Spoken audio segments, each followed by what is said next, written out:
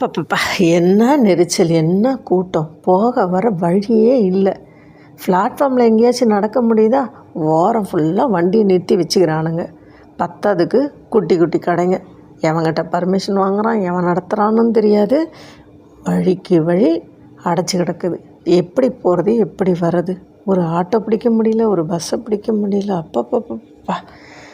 போய் ஒரு கடைக்கு போய் ஒரு பொருளை வாங்கிட்டு வீடு வந்து சேர்கிறதுக்குள்ளே போதும் போதும்னு ஆகிடுது. என்னடா சாமி இது! அம்மா, என்ன கடைக்கு போய்ட்டு வந்ததுலேருந்து புலம்பிக்கிட்டே இருக்கீங்க?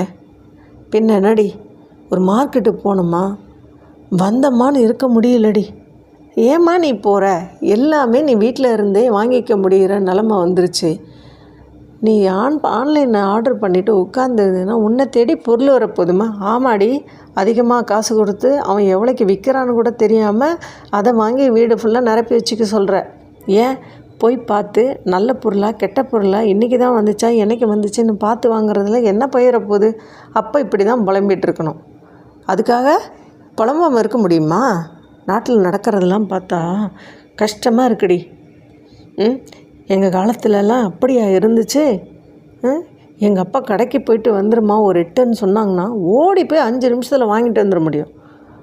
ஒரு வண்டியும் குறுக்கில் போகாது. அதே மாதிரி இப்போ எதிர்பார்த்துருந்தா வேஸ்ட்டுமா. பாஸ்டெல்லாம் நினச்சி உன் நேரத்தை வேஸ்ட் பண்ணிக்காத. உண்மைக்கு எங்கடி உயிர் இருக்குது?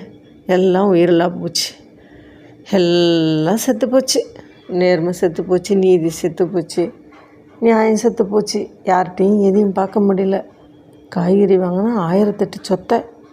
என்னடி பண்ணுறது? ஸ்ட்ரகிள் இல்லாமல் இருக்க முடியாது பொழுது. அம்மா, எல்லா வேலையிலையும் எல்லா இடத்துலையும் எல்லாமே இருக்கதாம்மா செய்யும். பெயின் இல்லாமல் கெயின் இல்லைம்மா. இது ஸோ ட்ரூ. கம்ஃபர்டபுளாக இருக்கணும்னு நினச்சி கேர்ஃபுல்லாக இருக்கிறத விட்டுறோம் நம்ம, அவ்வளோதான். மாற்றத்தையும் ஏற்றுக்கணும், ஏமாற்றத்தையும் ஏற்றுக்கணுன்னா எப்படி முடியும்? என்ன பண்ணுறது? நம்மளோட எக்கனாமிக்கல் ஸ்டேட்டஸ் அப்படி இருக்குது.